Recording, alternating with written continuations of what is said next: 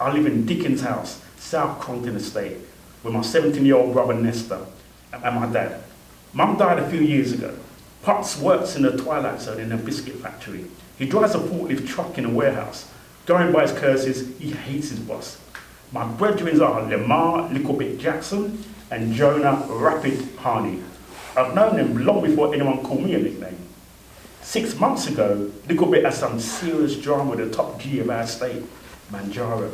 He couldn't quite keep out of Manjaro's way because the crime duke is a daddy to the baby of Bit's sis Elaine, a bonkers situation. Bit made things a trailer load worse for himself when Manjaro manipulated him to hide a gun. It was a time when beef between North Crong and South Crong exploded with the murkings of at least 3 bruvs. Bit was ordered to return Manjaro's gun.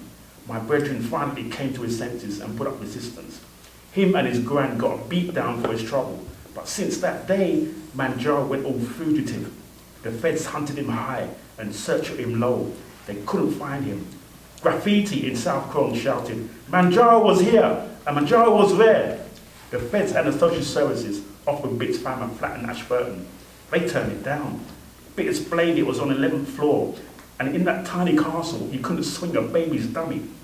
We all lived on a red alert. Feds patrolled around the tall slabs and the quiet alleyways. Teachers checked our lockers once a week. Security guards followed your steps in phone shops. Only 2 kids were allowed inside the Foot Cave store at one time. The local council wanted to open a new youth club in Crongton Broadway, but the residents all signed a 500+ petition. Even a pop and a bubblegum made us jump. Most of our parents banned any missions out of the ends after dark. After a few nerve-jangling months, the graffiti began to disappear. We stopped looking over our shoulders. Things were getting on a level once more. Brothers and sisters started to chill again. Soccer games booted off in the park. Summer jams pumped out of ghetto blasters.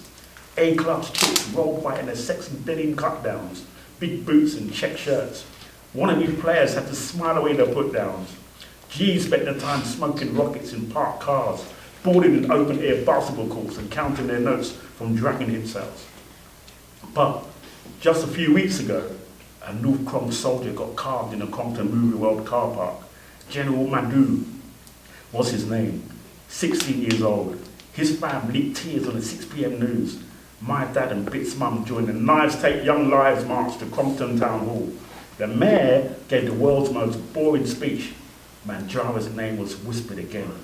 In North Crong, Major worries the King G in those ends stirred up his crew.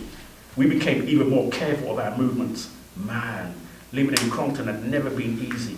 I had no idea things were going to get a world more dangerous. So that's the introduction to Crongton Knights.